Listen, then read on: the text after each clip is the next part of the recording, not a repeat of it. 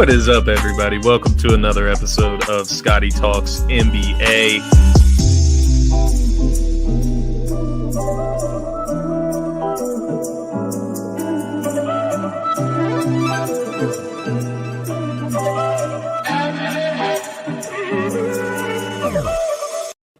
What is up, everybody? Welcome to another episode of Scotty Talks NBA. I'm your host, Scotty Drown. You know where to find me on social media. It's right there in the name tag. Make sure you go follow me on TikTok, Instagram, Twitter, Facebook, wherever the hell you like to view your sports content. Make sure you give me a follow on all the social media platforms. You can find me at Scotty Drown on all of them. I'm consistent, baby. Today, we got a special edition. Obviously, I don't usually go live on Mondays. I usually don't, have a show on Mondays. Usually do Sundays and Wednesdays. This week, I did it a little different. Had a huge NBA day yesterday to end the season. Didn't want to jump in on that. There's really not much to talk about as far as going down the stretch. Now we can, look back this Monday after everything's played out, look at the final seeding, look at the play-in tournament, and gather everything that we need, reflect on that. And then on Wednesday's show, we're going to move forward. We're going to make our playoff predictions. I'm definitely going to deep dive into the Sixers-Raptors series because, as you know, this is Philly-based right here.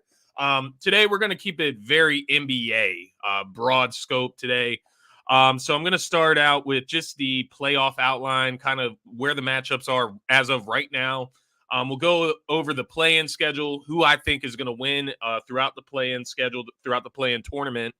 We're going to talk about just a few disappointments, surprises from this season, because obviously there's some big headlines that happen just by the way some of these teams, some of these, these fits of players worked out. Some of them didn't work out, newsflash. But after that, we'll get into regular season awards and then all NBA teams, my all NBA teams, my regular season award recipients. I'm not going by what the public thinks. I'm not going by, what I think the media is going to select. I'm going by what I think is right and where I would go if I was the one voting. So we'll go through that towards the end. And then, as I said, we'll get into the deeper playoff look on Wednesday's episode. We'll touch on the Sixers a lot deeper, and we'll get into all of that. Just excuse my dog barking. He's not used to shows on Mondays either. So we'll start out here. Let's just talk about the playoff outline, right? So in the Eastern Conference, very simply put here, we got the number one Miami Heat. They're the number one seed in the Eastern Conference, best team in the East. They were the deepest. They went through a ton of injuries, COVID, all types of stuff throughout the season. A lot of the time they did not have, many guys out of their starting five. So kudos one to the Miami Heat for getting that number one seed. Now, obviously, as a Sixers fan, after what happened last year, I'm not some big believer in the value of the number one seed. I don't think it makes a difference. Either you win or you lose. Either you're good enough or you are not. The Heat were good enough to get that one seed, so I'm going to give them respect where it's due. And they get to take on the 8 seed, which most likely shouldn't be the Brooklyn Nets, right? And we'll talk about the play-in scenarios. But they should not be playing the Brooklyn Nets if everything goes like it's supposed to throughout the play-in tournament. Going down to number 2, we got to shout out the Boston Celtics in the Eastern Conference, getting that 2 seed. Talk about a turnaround from the All-Star break. We know they were the hottest team during a certain stretch right after the All-Star break. They kept that up, though. It wasn't just a stretch. It turned into the team that they are. Now, they got hit with a tough injury to Robert Williams, which definitely worries me for them in the playoffs. You look at a matchup, let's say, if things go the way they're supposed to in the play-in, they should play the Nets in the first round. That sucks for Boston, but at the same time, you can't go throughout the Eastern Conference anymore, trying to pick and choose who you want to play. It ain't like that anymore. All of these teams have stars on them. Through 1 through 10 has a star on their roster, a guy that can take over a game. So you no longer can go, hunting for a certain team that you want to play in the first round. So Boston, it is what it is. If there's a good enough matchup for Brooklyn, Boston is one of them. You talk about wing defenders. You got a defensive player of the year candidate in Marcus Smart. You still have Al Horford. You still got Daniel Tice, right, as a big man. The Nets don't really have a good big man. It's Andre Drummond and then so on and so forth. LaMarcus Aldridge down the rest of the bench. So Boston, it isn't the end of the world. maybe you don't get matched up with Brooklyn. This is all hypothetical in general, but the way I see it playing out, they're going to play Brooklyn, and kudos to Boston. Kudos to Jason Tatum, who I think has been magnificent this season. A late MVP candidate. I don't put him in my top 3, but he was really rising there for a little while. Going to the number 3 and number 6 matchup, we got the Milwaukee Bucks and the Chicago Bulls. If I was to say there was an easiest matchup, I might be saying it's Chicago. Now, they've gotten healthier. You know, you get Lonzo, you get Caruso back in the mix. You get a few guys back. Chicago just has not been able to beat anybody worthwhile this season. And it's as simple as that. If you look throughout the teams, I mean, I would throw the Cavs in there with them if the Cavs are able to hold up and make the playoffs. Bulls are right there as far as like the team I would want to play the most in the first round if I'm picking and choosing. So Milwaukee, the defending champs, they get the Bulls, which it'll be a decent. I think the Bulls could steal one, maybe. If Giannis is having a bad game from the free throw line or something, you know, maybe the calls aren't going Giannis's way, whatever the case may be. But I think Milwaukee is going to take care of that. But nonetheless, Milwaukee gets the 3 seed over Philly because the Celtics took care of business against the Grizzlies last night. So the Sixers fall to that 4 seed, and they play the 5 seed Toronto Raptors. I'm not going to beat them around the bush here. I didn't want to play the Raptors. There's obvious history there between, you know, the Kawhi shot a few years ago. And, you know, we all remember Embiid crying in the tunnel. That definitely happened. But they are a lengthy, athletic, deep, well-coached team. And we're going to talk about that on Wednesday. Don't get it twisted here. I still got the Sixers winning in 6, but we're gonna break that down and digress on that, I should say, on Wednesday's show. But tough first round matchup for the Sixers. That's where I'll leave it. We got and just another side, Matisse Thybulle, man. I'm not going to talk about him on the pod because I think it's a shame. I think it's a selfish move by him, but I'm not going to dig into him. I'm not going to get into all of that. That's a big thing with going against the Toronto Raptors. He's not going to be able to play in Canada. We all know that, but we'll talk about that more on Wednesday. Moving over to the Western Conference, we got the number 1 seed Phoenix Suns, Monty Williams, CP3, Devin Booker, DeAndre Ayton, Jay Crowder. They got such a deep team. Mikal Bridges, another defensive player of the year candidate this season. And they just had the best record in the league by far. Like by close to 10 games, they had a better record than the next best team. And that's all I'll say about it. They are literally the best team. When I look at, you know, across the board, across the NBA, the only team I can really see beating them in a 7-game series, maybe the Milwaukee Bucks. I'm not going to lie to you. I don't think the Sixers could beat the Phoenix Suns in the finals. I would hope that it's somebody else other than Phoenix. But we'll talk about that as we digress through the playoffs. But Phoenix Suns, hell of a team. They're going to play the 8th seed, obviously, so we'll see what that turns out to be in the play-in tournament. Number 2 seed, Memphis Grizzlies, young team, played quite a few games without Ja Morant this season, still able to hold up and continue to work towards the second-best record in the Western Conference. And all I can say is, you know, yes, Ja Morant is incredible, probably the most improved player this year. We'll talk about that later. This team is very well-rounded. They're tough. They're physical. They're young. They're athletic.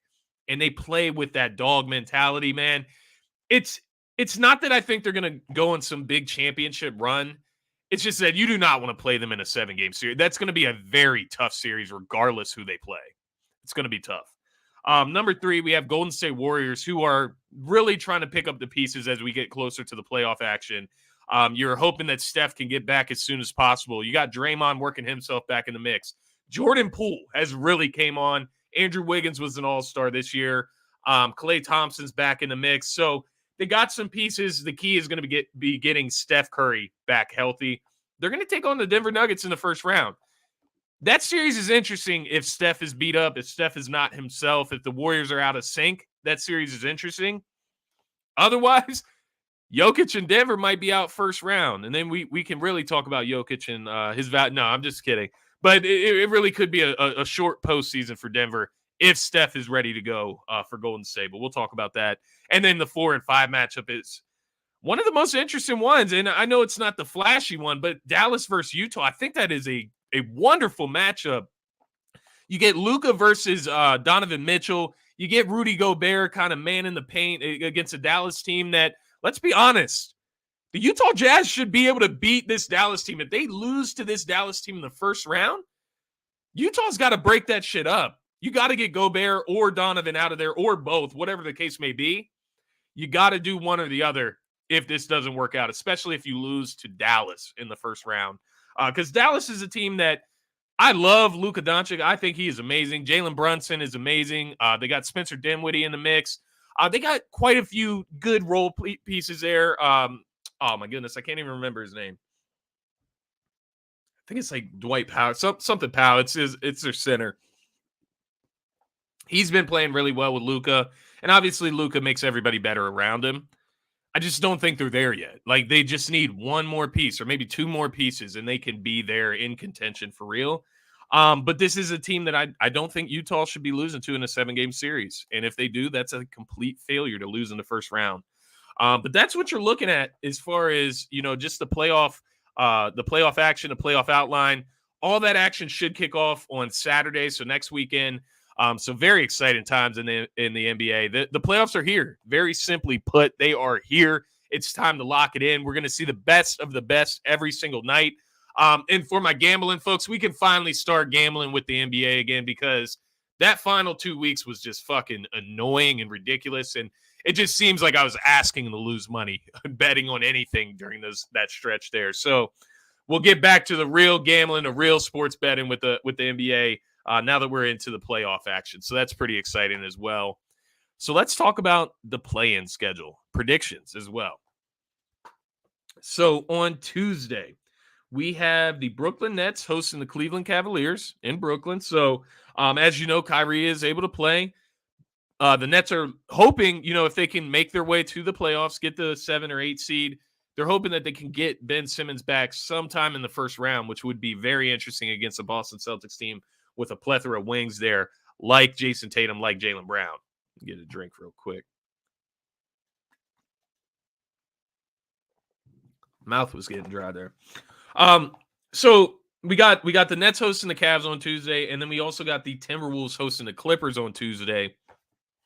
As far as these matchups, I'll tell you right now, I think the Nets are going to take care of business. It's playoff time. KD, Kyrie, they're going to be locked in. They got guys that can score. Seth Curry. They're going to outscore the Cavs, if nothing else. And they're going to make their way to the 7 seed. If you're the Nets, though, I guess I'll throw this to the audience. Who would you rather play if you're the Nets? Would you rather play Boston or would you rather play Miami?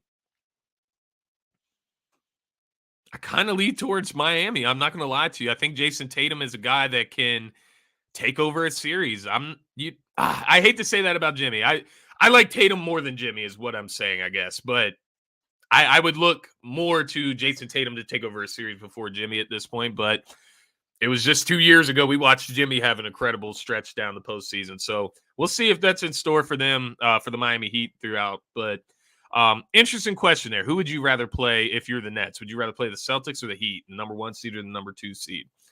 As far as the Wolves and the LA Clippers, that one is really, really interesting. Because if Paul George is on his game, I think they can beat the Timberwolves. I really do. And I think they can snag that 7 seed. And if you're the LA Clippers, I'm definitely trying to play the Memphis Grizzlies rather than the Phoenix Suns. So it's worth it for me to get that W. And same for the Timberwolves. And I actually like the Timberwolves this year. I just have a weird feeling. Tyronn Lue, you get Paul George back. They got a lot of depth on that team. Yes, you don't have Kawhi, but it just seems like it's working out in their favor. It's kind of odd, but I don't know. I think the Clippers are getting right at the right time, and they could steal that game. Obviously, then on Wednesday, we have the other matchups, which is just the 9 and the 10 matchups. So we have the Hawks hosting the Hornets, and then we have the Pelicans hosting the Spurs. As far as those matchups, I'm going to go with the Hawks versus the Hornets. And that one may surprise a few people, but the Hawks are actually favored in this game. And I just think with their experience, they're lower than what they should be, similar to the Nets, right? Both playoff teams last year. The Hawks were the 5 seed. I just think that Trae Young, they're starting to come around. They really started to gain ground towards the end of the season. They're making another one of those late pushes. If they get into the playoffs, That is a very dangerous team in Atlanta. You talk about going against Miami in the first round if that's the way it goes down. That is a scary team, and we saw what happened to the Sixers when they ran into that buzzsaw last year. So if Trae Young gets hot, if Kevin Porter gets hot, if Danilo Gallinari gets hot, if Lou Williams gets hot, they have guys that can score the rock. John Collins, he gets on the boards. Clint Capella can play defense. They got some wing defenders, lengthy, athletic guys. The Hawks got some room to work with there. So I got the Hawks beating the Hornets in that play-in game. And then as far as the Pelicans and Spurs, I'm going to go with the Pelicans. DeJounte Murray is going to have to work himself back in if he's even available for that play-in game. And I think the Pelicans have just been playing a lot better since that CJ McCollum trade. I think the Pelicans take that. Whether it's the Clippers or the T-Wolves that lose, I think whichever team loses that game is going to beat the New Orleans Pelicans. It sucks. They're not going to get into the playoffs, but without Zion, do you really want to see them in the playoffs? I would love if Zion was coming back, ASAP. We could get them in the playoffs as an 8 seed and really see what that team was working with. It's not going to work like that. It's going to take way too long to get him implemented, get him back comfortable, in shape. And I just don't see it happening. So I see Clippers and T-Wolves filling out the bottom there. I would say it's a toss-up between T-Wolves and Clippers on who gets the 7 seed. I'm going to lean towards the Clippers as long as Paul George is looking ready to go. So then you talk about the East. So we would have the Nets as a 7 seed because obviously I'm going with the Nets. And then obviously I went the Hawks over the Hornets. So the Hawks would take on the Cavs. You could probably tell in the way I was talking about the Hawks earlier, I'm taking the Hawks in that game. I think the Hawks steal the 8 seed from the Cavs right from under their nose, and the Hawks end up making the playoffs. Now, if the Cavs beat the Nets, so be it. I think the Nets will take care of business against the Hawks. But like I said, the Hawks is not this is not a team that you just want to have to play right now. They can get hot at any time. They have a great fan base. They can raise the roof at any time with Ice Tray, right? So it's interesting. It's going to be nice to see how this plays out. All of that should wrap up on Friday. We'll have the play-in games for the 8th seed on Friday night, both Western Conference and Eastern Conference. And then Saturday, we kick off the NBA action. We got the Jazz and the Mavericks, first game of the day. We got whoever plays the Grizzlies. We got the Raptors and Sixers at 6 p.m. And then we finish off the night with the Nuggets at Warriors. Hell of a day on Saturday. And then, of course, Sunday, we'll have the rest of the teams squaring off, which will be a hell of a time. Want to keep it moving here. Definitely want to make this a quick show, given that it's a special edition. But I want to talk about disappointments, surprises of the regular season. And these were pretty easy to come to. I'm sure you could imagine. The first one I want to list off, obviously, the LA Lakers. My goodness. You talk about a LeBron team. You talk about AD, who has not played often at all in the last few years since they won the championship. LeBron has not been able to make any noise in the playoffs since the championship. This is a poorly constructed roster. You talk about the AD and LeBron injuries. They just totally derailed the season. They could not keep it up. Talk about bringing in Melo, bringing in Dwight Howard, bringing in Malik Monk, bringing in Kendrick Nunn, bringing in Russell Westbrook, the misfit. And it's going to be interesting because why would he opt out of his contract for $47 million? There's no way that he does that. So they're going to have to try to trade him, and good luck trying to trade a Russell Westbrook on a $47 million contract. So it will be interesting to see what they do next, but hell of a disappointment to see LeBron out of the playoffs again. Number 2, I'm not going to forget about the East Coast either. New York Knicks. We'll talk about the Nets a little bit in the disappointment section as well, but the New York Knicks, y'all were the 4 seed last year, and y'all drop out of the play-in. Just totally regress out of the play-in. Tom Thibodeau may be fired after winning Coach of the Year. They got to figure some stuff out. RJ Barrett's a bright spot. Obi Toppin showed some stuff down the stretch. Emmanuel Quickly. They need to go with the youth movement. Julius Randle looking like a one-hit wonder last year. Because that efficiency, he's inefficient to say the least. I'll leave it at that with Julius Randle. And then finally, my third disappointment of the season to round it off, the trio of James Harden, Kyrie Irving, and Kevin Durant. I won't even say that it didn't work out. It just wasn't even given a chance. And whether that was Harden's doing, Kyrie's doing, KD's injury, whatever the case it may be, that was one of the best, if not the best offensive trio that we have ever seen in the game of basketball. And it got split up within 1 year. one calendar year it got split up. They played like 16 games, some crazy stat of games that they actually played together as a trio. Just ridiculous that it turned out the way it is. And then you could even throw the Nets being, if they get a 7 or 8 seed, that's a disappointment in itself as well. But just the fact that trio did not come to fruition was really surprising, or disappointing, I guess you could say. As far as the surprise side, so the positives of the season that just kind of caught me off guard.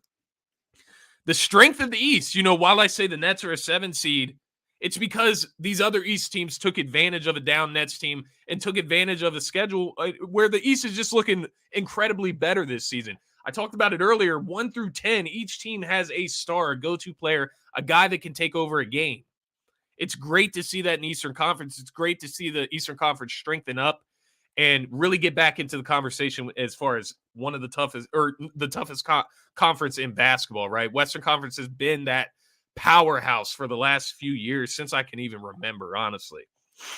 So we talk about the strength of the East. Chicago, Cleveland, Toronto, they were all able to put something together. Now, with that comes the demise of the Knicks, the Hawks, the teams that kind of fell back down. I think even the Pacers made the playoffs last year.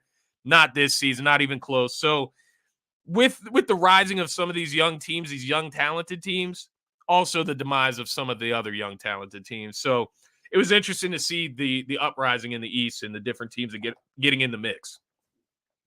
The midseason trade, I talked a little bit about that trio in Brooklyn. Sixers traded Ben Simmons, Seth Curry, Andre Drummond, and 2 firsts for James Harden and Paul Millsap. You just don't see trades like that very often. And we saw it 2 seasons in a row where James Harden has moved from team to team. That is crazy. It's surprising, and it's obviously good for Philadelphia.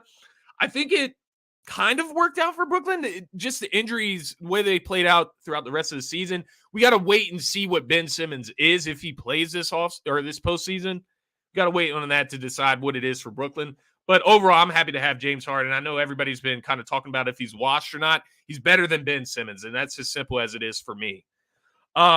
Finally, the Grizzlies' growth, 56-26. I talked about it earlier. They're one of those teams. They're that young team that, they don't have the experience that makes you think like, oh, they're going to get to the Western Conference Finals or even the NBA Finals. But they have the talent, they have the drive, they have the motivation to do something of that sort. And I'm not going to put it past the Grizzlies, although they would not be my favorite. Obviously, the Suns are out there in the West. But you talk about Ja Morant, who was in the MVP conversation steadily for a major part of the season until he got injured. When he gets injured, the reason he fell out of the MVP conversation is because how good the team was without him. Shows you how deep they are, how well-rounded they are. So very exciting times for the Memphis Grizzlies, and it's only up from there for that roster. Now we finish up, and I'm going to go to my NBA regular season awards. Going to fly through this. I'm trying to get this done in a half an hour for you guys. Special edition, we keep it short, but I want to make sure I get all the information, all the content out to you.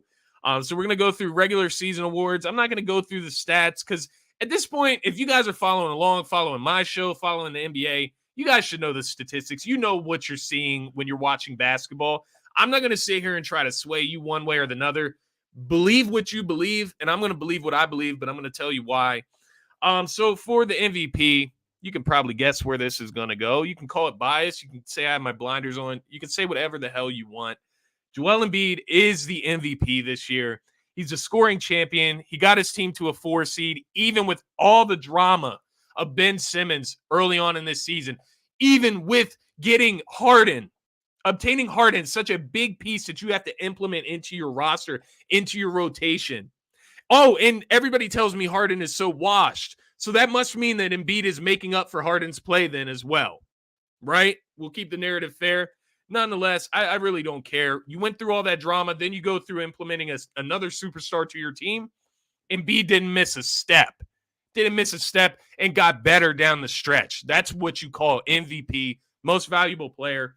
That's not to take anything away from Jokic, who I would put, as you can see, my number 2 in my MVP votes. And then Giannis, number 3 in my MVP votes. All 3 guys are deserving. Rationalizing my choice here with, Embiid's the only one that doesn't have one. All 3 of these guys are deserving of the award this year. I'll say that flat out. And in reality, I cannot be mad if you choose Giannis or Jokic over Embiid. I cannot, because statistically, their play, they are at that same level of the most valuable player in the league. My thing, keep it fair. You want to use fatigue on Giannis, time to use fatigue on Jokic.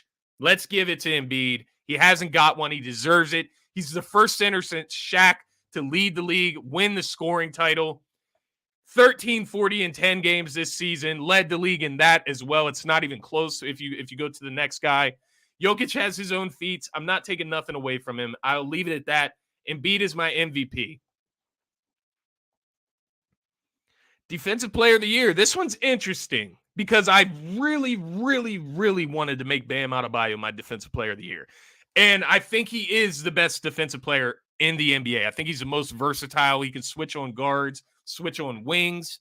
He guards the best big man that the opposing team presents. He's very versatile. Just simply didn't play enough games this season. So I got Mikal Bridges, who you talk about. You could probably interchange him or Marcus Smart, in my opinion. I'm not going to be mad either way. We talk about Mikal Bridges, best perimeter defender on the league's best team. Simply put, he defends the best player every single night for the best team in the NBA. Marcus Smart catapulted the league's best defense. He leads that defense. A lot of credit's been given to Robert Williams, rightfully so. He's another guy that could be in the conversation if he didn't get injured. A lot of credit goes to Al Horford, the wing defenders, and Jaylen Brown, and Jason Tatum. They're incredible defenders as well. Marcus Smart is the leader of the best defense in the NBA, and I do believe that the Boston Celtics have the best defense in the NBA. And I think it's time he gets his crown, right? Defensive Player of the Year for Marcus Smart. Let's talk about Rookie of the Year. And this one got interesting down the stretch as well. I know a lot of people are going to disagree with me, and that's fine. It's fair enough. I went with Scotty Barnes. I thought that he was talent-wise, I think he is the third best rookie. I think Evan Mobley and Cade Cunningham are better players than him. But what I will say is that he fit into a role with Toronto, catapulted them to a top 5 seed in the East. He fits seamlessly while guys like OG Anunoby, some of their leaders are out. You had Kyle Lowry moving on. Like, there was a lot of turnover in this roster. You had Pascal Siakam taking the throne. Scotty Barnes fit right in amongst that just plethora of lengthy athletic, wing players that they have there in Toronto. And I just love what he did throughout the season. Evan Mobley, the only reason I'm knocking him off that notch, just the missed time down the stretch. But I will say I would not be mad if Evan Mobley wins this award. Just that recency bias, you could even call it, of just not seeing him down the stretch. Cade Cunningham really turned it on down the stretch of the season. They ended up resting him for, tanking reasons, I'm sure, in Detroit. Didn't want to, win too many games because he was playing really well. He was in that conversation. And he might be my favorite rookie, honestly. I love Evan Mobley. It's between them two as far as who I think is the most talented.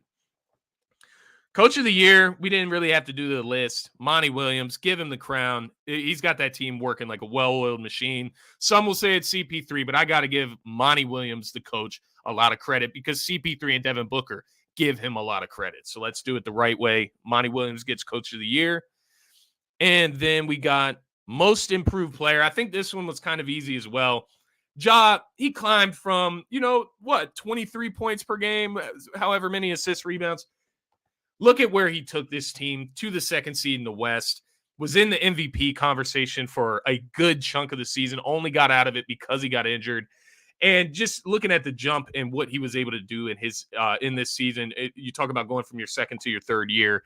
And number 2, you got Darius Garland, who is right there. It sucks that Ja's there because Garland deserves it as well. But Ja has just had a crazy jump in production this season and as far as team success.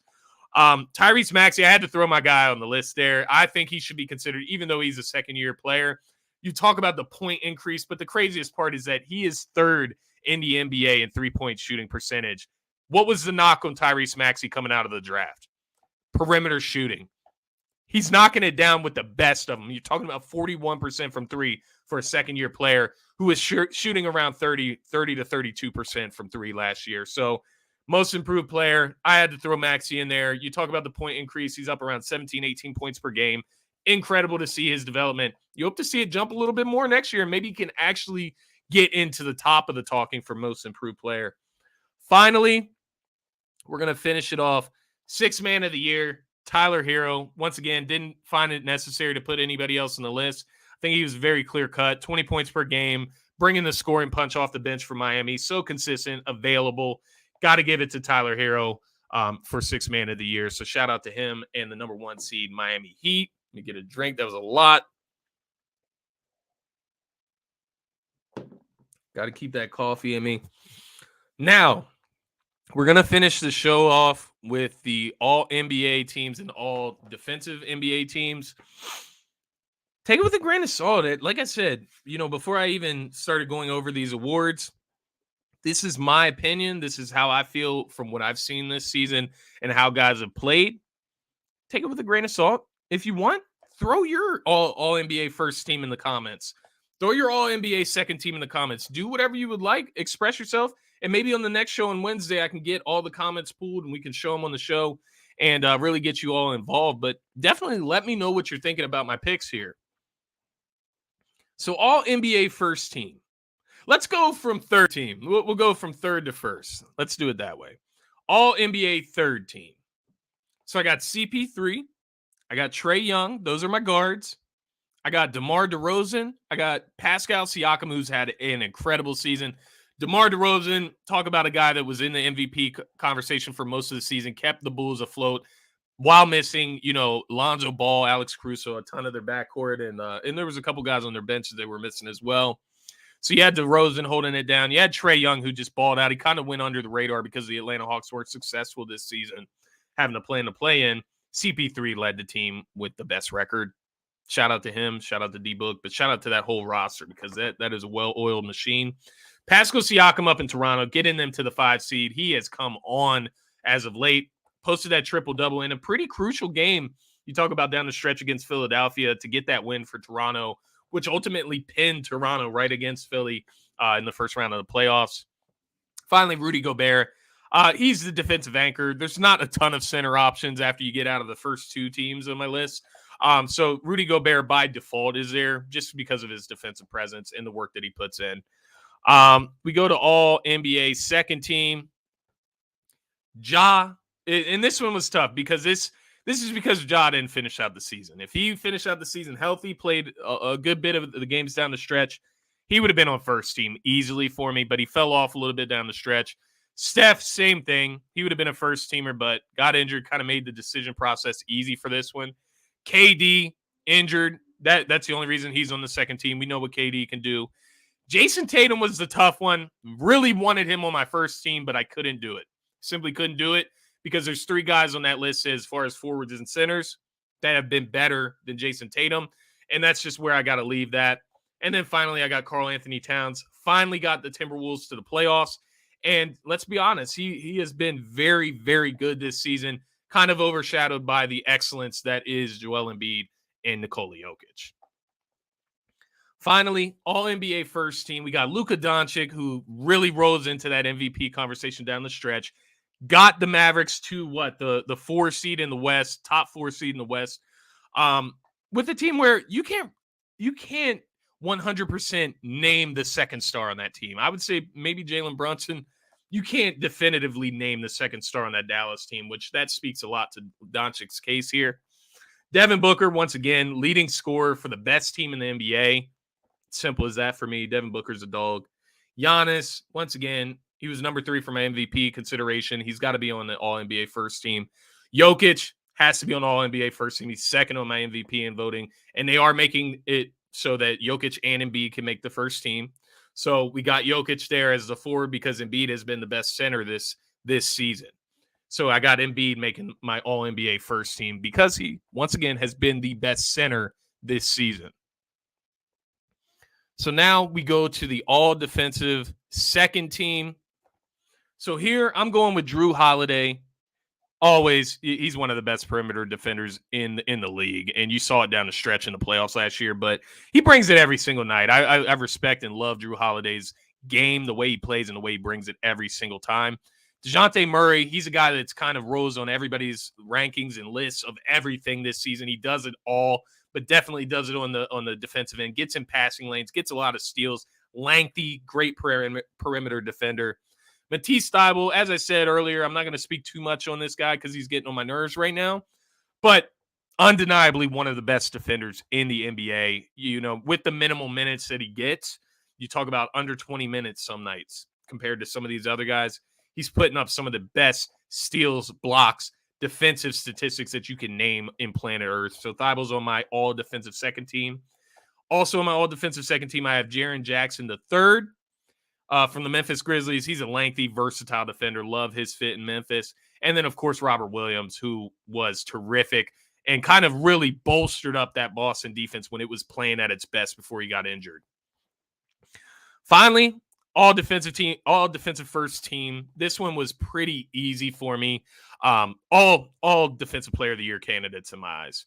Marcus Smart from Boston, we talked about him earlier. Mikal Bridges from Phoenix, we talked about him earlier. Giannis, we talked about him. We know what he can do. Bam Adebayo, we know what he can do. And then, of course, Rudy Gobert is that long-standing defensive anchor there in the middle. Got to give credit where it's due. But those would round out my all-defensive teams and then my all-NBA teams as well.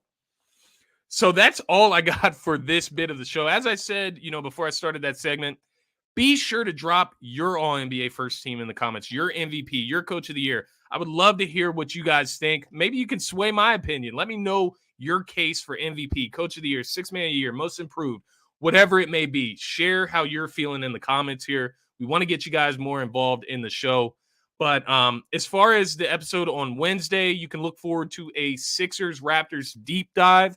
We're going to lock in on the Sixers, and I will give my predictions as far as the playoffs, as far as us getting started, and I will give my series predictions as well for the playoff matchups that are established. So we'll get into all of that on Wednesday, but thank you once again, and as always, for tuning in to Scotty Talks NBA. For DSM Media, make sure you're following them on all social media platforms, at DSM_media on Twitter, at DSM.DoSomethingMajor on Instagram, and at DSM Media on TikTok. Make sure you follow us on all of those. And for myself, the host here, Scotty Drown, you can find me on all social media platforms at Scotty Drown. Make sure, if you're not already subscribed to the DSM Media YouTube page, that's what's most important to us. We're going to be starting a lot of exclusive content just through the YouTube page. So make sure you head on over to YouTube, subscribe to DSM Media, turn the notifications on so you know every single time we go live, we're bringing the content and you can get involved. Guys, that is all I got for you today. Enjoy your day. Going to the Phillies game later. Go Phils. Let's get it. And go Sixers. Playoff basketball is here, everybody. It's time to get excited. Peace.